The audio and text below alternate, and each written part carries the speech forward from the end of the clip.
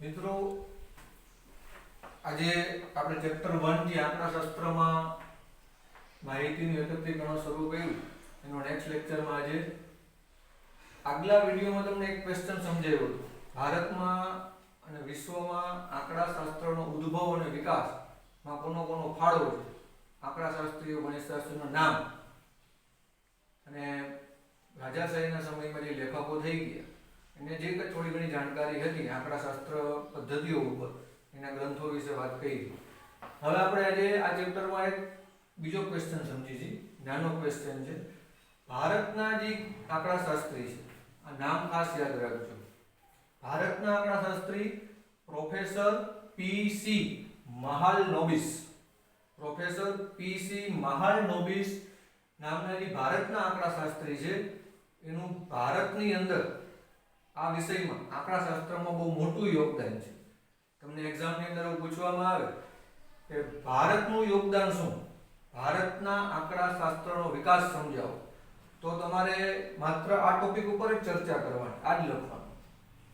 ભારતમાં આંકડાશાસ્ત્રનો વિકાસ કે પ્રદાન, તો તમારે આ ટોપિક ઉપર ચર્ચા કરવાની અને નામ આપણે ભારતના આંકડાશાસ્ત્રીનું યાદ રાખવાનું. Professor P C. મહાલનોબિસ જે ભારતના આંકડાશાસ્ત્રી છે એણે 1931 ની અંદર સૌપ્રથમ વખત 1931 માં ભારતના આંકડાશાસ્ત્રી પી.સી. મહાલનોબિસે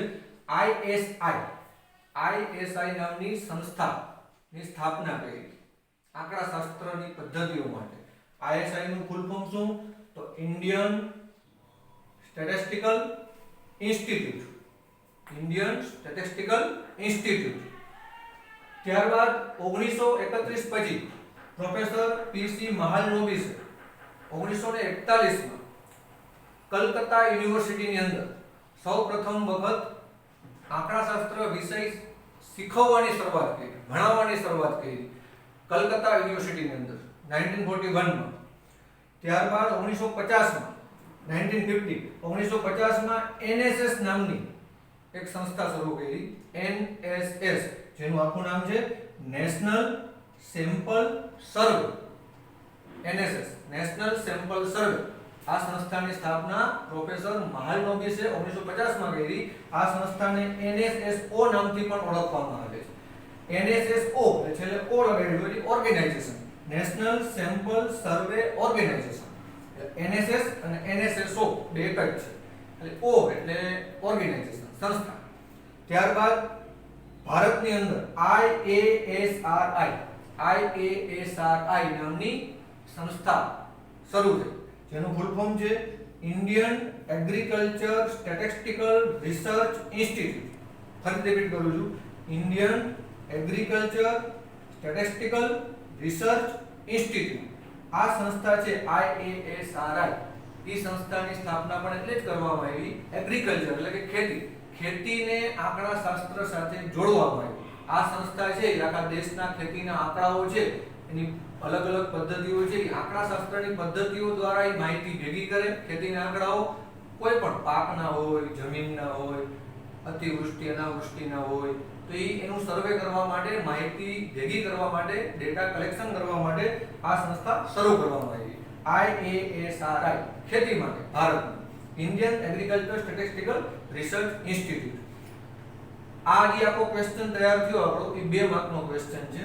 તમને પૂછવામાં આવે ભારતનું યોગદાન શું, તો તમે આવા ટોપિક ઉપર ચર્ચા કરી શકો.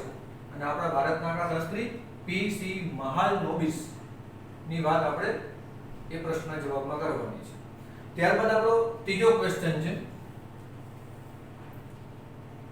સંખ્યાત્મક માહિતી અને ગુણાત્મક માહિતી સમજાવો, એની વ્યાખ્યા અને ઉદાહરણ. તો સંખ્યાત્મક માહિતી કોને કહેવાય? આ બે નાના ક્વેશ્ચન છે, એક એક માર્ક્સના. સંખ્યાત્મક માહિતી કોને કહેવાય અને એના ઉદાહરણ. સંખ્યાત્મક માહિતી એટલે જે માહિતીને સંખ્યામાં રજૂ કરી શકાય. સંખ્યા શબ્દ તમને દેખાય જ છે. જે માહિતીને આપણે સંખ્યામાં રજૂ કરી શકીએ, સંખ્યામાં બતાવી શકીએ, એવી માહિતીને સંખ્યાત્મક માહિતી કહેવાય. દાખલા તરીકે ઘણો બધો ડેટા એવો છે જેને તમે સંખ્યામાં, ન્યુમેરિકલ આંકડામાં બતાવી શકો.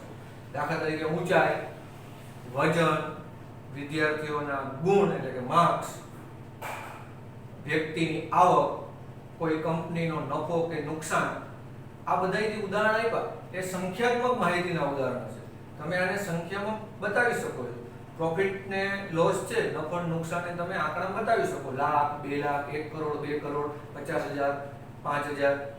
તમે વ્યક્તિની ઊંચાઈ છે એ તમે આંકડામાં રજૂ કરી શકો છો. તમે વ્યક્તિ કે વિદ્યાર્થીનું વજન છે એ કિલોગ્રામમાં રજૂ કરી શકો છો, આંકડામાં, સંખ્યામાં. 10 કિલો, 50 કિલો, 100 કિલો, 120 કિલો. તમે વ્યક્તિની ઊંચાઈ છે એ સેન્ટીમીટરમાં એટલે સંખ્યામાં રજૂ કરી શકો છો. 150 સેન્ટીમીટરની ઊંચાઈ છે, કોઈ વ્યક્તિની 148 સેન્ટીમીટરની ઊંચાઈ છે, કોઈ વ્યક્તિની 180 સેન્ટીમીટરની ઊંચાઈ છે. આવી માહિતીને આપણે સંખ્યાત્મક માહિતી કહેશે. એના ઉદાહરણ ખાસ યાદ રાખજો. જે માહિતીને સંખ્યામાં રજૂ કરી શકાય એને સંખ્યાત્મક માહિતી કહેવાય. ઊંચાઈ, વજન, વિદ્યાર્થીઓના માર્ક્સ, આવક, નફો અને નુકસાન એ સંખ્યાત્મક માહિતી છે. ત્યારબાદ ગુણાત્મક માહિતી. ગુણાત્મક માહિતી કોને કહેવાય? શબ્દ વાંચો, ગુણ. ગુણાત્મક માહિતી, ક્વોન્ટિટેટિવ ડેટા. ગુણાત્મક માહિતી જેમાં ગુણ શબ્દ લખેલો છે. જે માહિતીને સંખ્યામાં રજૂ ના કરી શકાય, કારણ કે માહિતી ગુણધર્મ પર આધારિત છે. સંખ્યામાં રજૂ ના કરી શકાય, સંખ્યામાં ના બતાવી શકાય, તેમાં ગુણ રહેલો છે. એવી માહિતી કે જેમાં ગુણધર્મ સમાયેલો છે, એવી માહિતીને આપણે ગુણાત્મક માહિતી કહેશું. એક્ઝામ્પલ તરીકે પ્રામાણિકતા. કોઈ વ્યક્તિની પ્રામાણિકતા ચકાસવી હોય તો પ્રામાણિકતા તમે માપી નથી શકતા. પ્રામાણિકતા છે એને તમે કિલોગ્રામમાં કે સેન્ટીમીટરમાં કે મીટરમાં કે જેમાં આપણે વજનને બધી ઊંચાઈને માપીએ છીએ એને માપી નથી શકતા.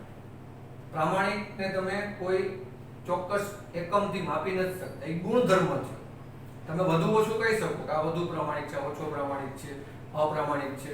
તો પ્રામાણિકતા, અપ્રામાણિકતા એ ગુણાત્મક માહિતીમાં આવે.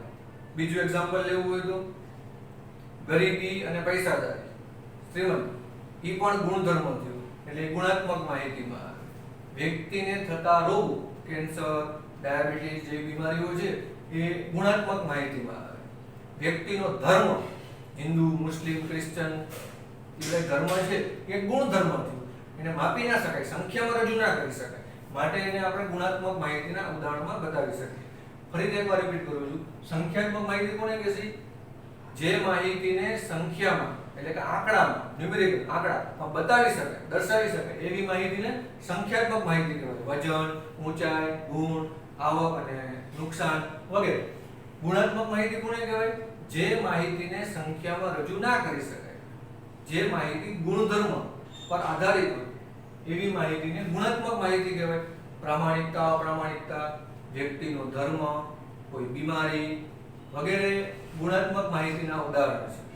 આજે આપણે આ નાના બે ક્વેશ્ચન સમજ્યા. હવે આગળના વિડીયોમાં એના પછીના આગળના ક્વેશ્ચન આપણે સમજશું ચેપ્ટર નંબર 1 માં.